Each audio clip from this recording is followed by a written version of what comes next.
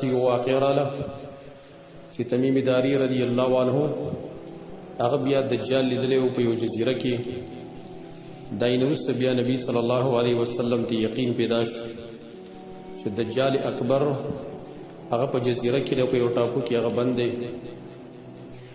او هر چې ابن صیاد نایو دجالو من الدجاجله د دجالانو یو دجال و لیکن دجال اکبر هغه نه و اگر چې بعض علما هغه د قایلو چې دا دجال اکبر دی بای صحابه کرام شو ناغي په دې باندې یقین حاصل شي او قسم به کاو لکه مخکې موږ دای بیان کړو لیکن چونکه د صحیح حدیث نه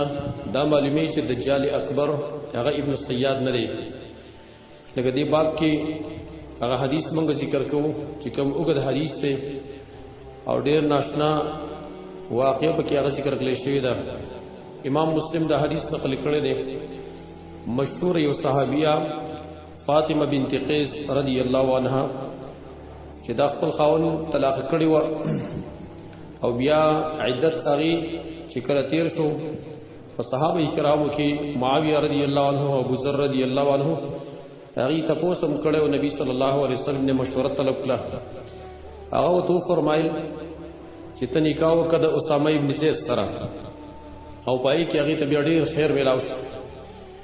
نو فاطمه بنت قیس رضی الله عنها هغه دا حدیث بیان کړی دی او خیز ذکر دی مشهور تابعی عامر الشعبی رحمه الله فرمای ما د فاطمه بنت قیس رضی الله عنها نه تاسو کو چې ما دی حدیث بیان کا چې هغه ته بل شاته منسوب نه کی ما سوا د نبی صلی الله علیه وسلم نه ناغي خپل واقع ذکر کړه چې زه خاون طلاق کړم دای نورستا بیا ما عدت تیر کو عدت می تیراو د عبد الله ابن مکتوم بکور کې نبی صلی الله علیه وسلم دای نورست بیا ما ته ویل چې کله زما عدت تیر شو چې د نکاح کده اسامه سره خو چې کله زما عدت تیر شو سمعت النداء المنادي ما د आवाज کون کی आवाज واوریدو چې आवाज کون کې د نبی صلی الله علیه وسلم आवाज کون کې وو او ویل الصلاه جامعه منجم کون کې دي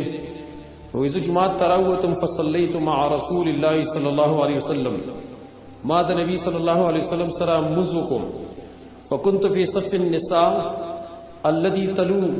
التي تلي ظهور القوم نزب صف د زنانو کیما هغه صف تلي ظهور القوم چې هغه د قوم دغه شاته نږدې وو د رسول الله صلی الله علیه وسلم په دور کې چونکه زنانو مسجد تراتلی اول تداسي پروګرام نو لکه سره چې اوس دور کې دی چې د زنانو ځان لزی د ناری نو ځان لزی زنانه به روسه صفونه کې ولاړوي نارینه چې کوم هغه مخکې صفونه کې ولاړو فاطمه بنت قیس رضی الله عنها فرمایي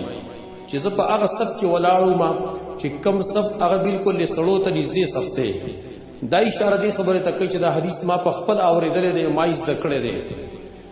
نو نبی صلی الله علیه وسلم چې کله موږ ختم کو جلس علی المنبر وهو يضحك نبی صلی الله علیه وسلم په منبر باندې کېناست او خندلی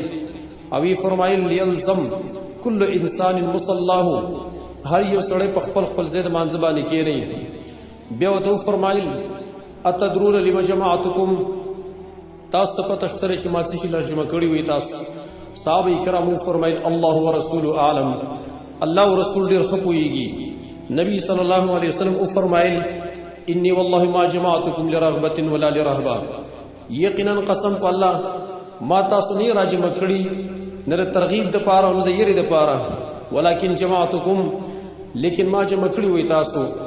لأن تمیم الداری کان رجلا نصرانیا لیکن دې لپاره می جمع کړی وای چې تمیم داری رضی الله عنه دا یو نصرانی ایو عیسی سړیو فجاء ابو بایع واسلم ناراغ بیت کو زما سره اسلام راوړ او ماته بیان وکړ انه رکب فی سفینه بحریه مع 30 رجلا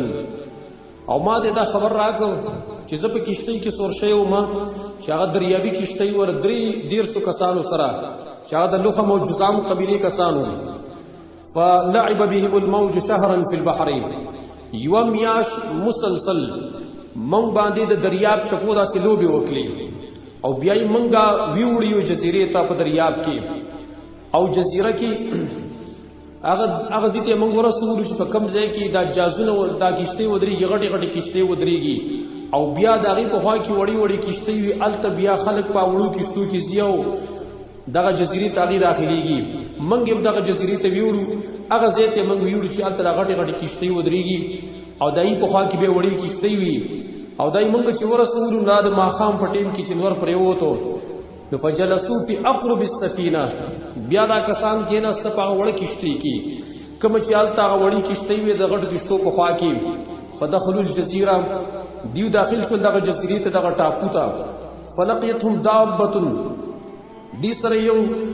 حیوان یو زندسر میلاو ډېر هیبتي شکل لرو کثیر الشعر ډېر یختو والا لا یدرون ما قبوله من دبره دیو ته پته نه و چې مخ او شا یې کمه وه دا من کثرت الشعر د وجې د ډېرو یختو نه د هغې شام نه معلومېدله مخ یې نه معلومېدله ټوله سراسر دا په یختو کې پټه وه موږ ورته ویله ویلکې ما انتې هلاک شي ته څه شئ فقالت هغې ویل انا الجساسه زه جساسه یم دې کسانو ورته ویل وایي موږ ورته ویل وم الجساسه جساسه لا څه شئ نو یې راته ویل چې ایها القوم ای خلک انطلقوا الى هذا الرجل في الدیر تاسو ما پرېږدئ زما خبره مه تپوسئ خو ورشئ دلته په دې کمره کې یو سړی دی دیر هغه کمرې ته ویلی کېدلی شي چې هغه به راهبانو ځان په غرونو کې جوړولې یو به کنیسه وه هغه به چې په همواره کې وه کوم عبادت خانه به چې راهبانو په غرونو کې جوړوله هغې ته به دیر ویلې مانه دې کمرې ته ورشئ په دغه کمره کې یو سړی دی فإنه إلى خبركم بالأشواق دغه سړی ستاسو خبر ته ډېر په شوق کې دی ارمان یې دا دی چې څوک راشي زه ورسره خبرې وکړم وایي هر کله چې هغې موږ ته یو سړي نوم واغسته موږ ویرېدو چېرته دا به شیطان نه وي وایي موږ لاړو فانطلقنا سرعا حتی دخلنا الدیر موږ ډېر په جلتۍ باندې لاړو حتی چې موږ هغه کمرې ته ور داخل شو فإذا فی اعظم انسان رأیناه قط خلقا وایي نافع او پای کې یو عظیم انسان و چې هغه موږ چېرته داسې نه و لیدلی د پیدایش په لحاظ باندې د بدن په لحاظ باندې ډېر غټ انسان موږ چېرته داسې نه و لیدلی واشده وثاقا او دومره مضبوط چې تړلی شوي داسې بل څه موږ نه و لیدلی مجموعة یداه الى عنقه دغه د لاسونه دې څټ ته تړلی شي وو لکه څنګه چې قیدي تړلی شوی ما بین رکبتیه لا کعبه بالحدید او د زنګرونو نه واله تر د لاندې پړکو پورې د په دې خپو کې بیړۍ پرتې وي لکه عام قیدیان چې څنګه غټ قاتلان چې کوي غټ مجرمان هغې ته په دې خپو کې بیړۍ غورځولی شوي هغه شان ته دی تړلی شوی لاسونه څټ ته تړلی شوي دي لاندې په خپو کې بیړۍ پرتې دي موږ ورته ویل ویلک ما انت هلاک شي ته څه یې هغه ورته ویل قد قدرتم تاسو قادر شوي زما په خبرو باندې زما خواله چې راغلي وي قد قدرتم على خبري زما په خبر باندې تاسو قادر شوي وي زه به تاسو له خبر در کوم خامخا فاخبروني ما انتم تاسو مال خبر راکړئ چې تاسو څوک یې وي موږ ورته ویل نحن اناس من العرب موږ څه خلک یو د عربونه رکبنا فی سفینة بحریه موږ په یو سمندري کښتۍ کې سواره شوي نو موږ دغه دریاب د هغې چپو موږ باندې لوبې وکړې یوه میاشت مسلسلې په موږ باندې لوبې وکړې او بیا موږ دې جزیرې ته راوستلو او بیا هغې کې موږ په وړه کښتۍ کې کېناستو دلته داخل شو دې جزیرې ته موږ سبار یو حیوان میلاو شو یو زندسر راسه میلاو شو دومره ډېر یخته وپې چې هغه د سر نه واله خپو پورې پای کې ډوب و مخ او شا یې نه معلومېدله موږ ته تپوس وکړه ته څوک یې هغې راته ویل چې زه جساسه یم موږ ورته ویل جساسه څوک دی جساسه څه شی دی هغې راته ویل چې تاسو به دغه کمره کې یو سړی دی هغه ستاسو خبر ته ډېر زیات په شوق کې دی دغه خواله تاسو ورشئ او دغه سره ملاقات وکئ نو موږ ستا طرف ته ډېر په جلدۍ باندې رالو زموږ دا خیال موږ ویرېدو چې چېرته دلته یو شیطان نه نو دې کس موږ ته ویل اخبروني عن نخل بیسان ما ته خبر راکئ د کجورو د بیسان د علاقې بیسان دا یو علاقه ده او دا تقریبا په اردن کې د هغې سره نږدې چې کوم د شام چې کوم باډر دی په هغې باندې دا پروت دی دا علاقه بیسان علاقه د بیسان د علاقې ما ته خبر راکئ موږ ورته ویل عن ای شانها تستخبر د هغې د کومو حالاتو باره کې ته خبر طلب کې هغه ورته ویل اسألکم عن نخلها زه تاسو نه تپوس کوم د هغې د کجور په باره کې هل یثمر چې آیا میوه کوي که نه کوي موږ ورته ویل آو کوي هغه ویل اما انه یوشک ان لا تثمره خبردار یقینا قریبه ده چې دغه بیسان علاقه بدی کې چې کومې کجوري دي دا باینده کې بیا میوې نه کوي. بیا موږ ته ویل اخبروني عن بحیرة الطبریه، ما ته خبر راکړئ د بحیرة الطبریه باره کې. بحیرة الطبریه دا مشهور دریاب دی، د دې باره کې خبر راکړئ. موږ ورته ویل عن ای شأنها تستخبر، دای د کوم حالات باره کې ته خبر طلب کې. هغه ویل هل فیها ماء، ای پای کې بشته دی. موږ ورته ویل او کثیرة المياه، ډېر زیاتې بدی او کثیرة الماء، ډېر زیاتې اوبه پکې دي. هغه ویل ان ماءها یوشک ان یذهب، یقینا دا غي اوبه چې دي قریبا چې ختم شي. داسې یو ټیم په دغه بحر طبریه باندې را روان دي چې دغه اوبه ختمېږي. بیا ویل اخبروني عن عین الزغر، خبر راکړئ موږ ته دغه چینې د زغر په باره کې، د زغر په باره کې موږ ته خبر تاسو راکړئ. دام د حجاز طرف ته داسې علاقه ده، هلته چینه ده او په مابین د بیت المقدس او د دې چینې کې تقریبا 3 ورځې فاصله ده. او ته فصلونه ډېر زیات کېږي، عین زغر ورته ویل کېږي. د هغې باره کې خبر راکړئ. موږ ورته ویل انا ایشانها تستخبر، دا د کوم حالاتو باره کې ته خبر طلب کې. هغې ویل هل فی العین ماء، آیا په دغه چینه کې اوبه شته دی؟ وهل یزرع اهلها بماء العین، او آیا د هغې اوسېدونکي د دغه چینې نه خپل فصلونه اوبه کوي که نه اوبه کوي؟ موږ ورته ویل او هي کثیرة الماء، هغه ډېر اوبو واله ده. واهلها یزرعون من مائها، او د هغې اوسېدونکي چې کوم دي هغې فصلونه کري د هغې په اوبو باندې. بیا یې ویل اخبروني عن نبي الامیین، خبر راکړئ ما ته دغه نبي باره کې چې هغه د عربو دی، د امیونو نبي دی. ما فعل، څه کار یې کړی دی؟ موږ ورته ویل لقد خرج من مکه ونظر یثرب، هغه راوتلی د مکې نه، د مکې نه هجرت کړی دی، یثرب ته تللی چې دا د مدینې مخکرې نوم دی. نو بیا یې ویل اقاتله العرب، ایا عرب ورسره جګړه کړې ده؟ موږ ورته ویل او ویل کیف صنع بهم،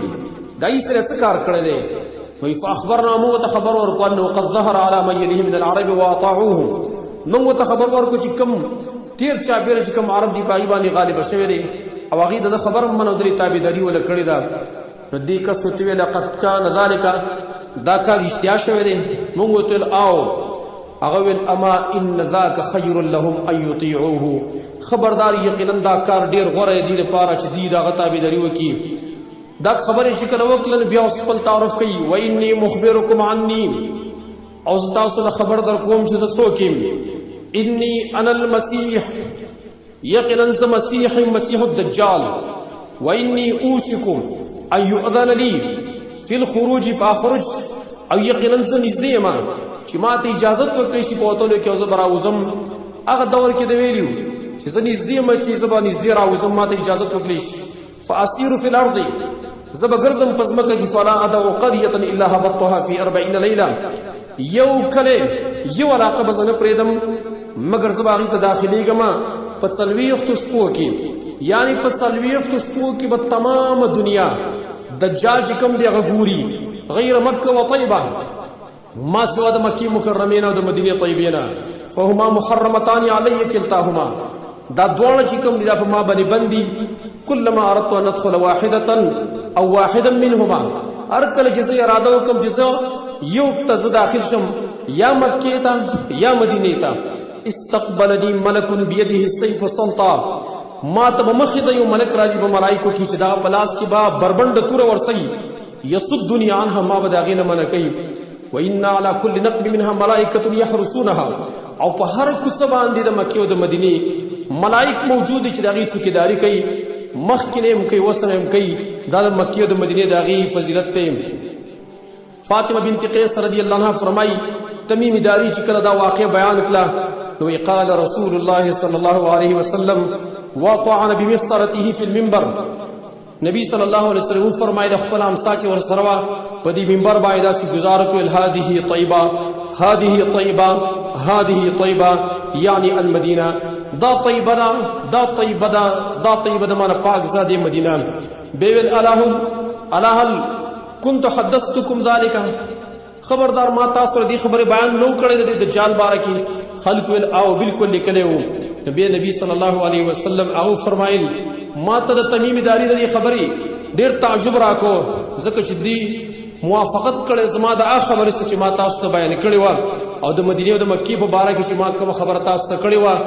د هغې په باره کې تمیم داری هغه خبره وکړه کوم چې ما کړې وه تاسو ته. بیا نبی صلی الله علیه وسلم فرمایل الا انه فی بحر الشام، خبردار دجال چې کوم دی د شام په دریاب کې او بحر الیمن یا د یمن په دریاب کې لا بل من قبل المشرق ما هو، بلکې دا طرف د مشرق نه دی، بلکې دا طرف د مشرق نه دی او طرف اشاره وکړه طرف د مشرق ته. دا نبی صلی الله علیه وسلم د تمیم داری رضی الله عنه هغه خبره چې کوم د هغې تصدیق یې وکړو چې دا بالکل اشتیا وایي. دا دلیل شو په دې باندې چې دجال اکبر دا په جزیره کې ټاپو کې ګیر دی، د هغې موږ ته معلومات نشته دی. نبی صلی الله علیه وسلم صرف دومره فرمایلی دي چې دا مشرقي سایډ ته یو علاقه د په هغه علاقو کې د مشرق سایډ ته ایران دا علاقې غونډ دې طرفونو ته راځي، عراق وغیره. په دې علاقو کې کوم یو علاقه کې به یو ټاپو کې په یو دریاب کې په یو ځای کې د ګرفتار دی. نور علم الله تعالی چې کوم ځای کې دی د هغې معلومات موږ ته نشته دی.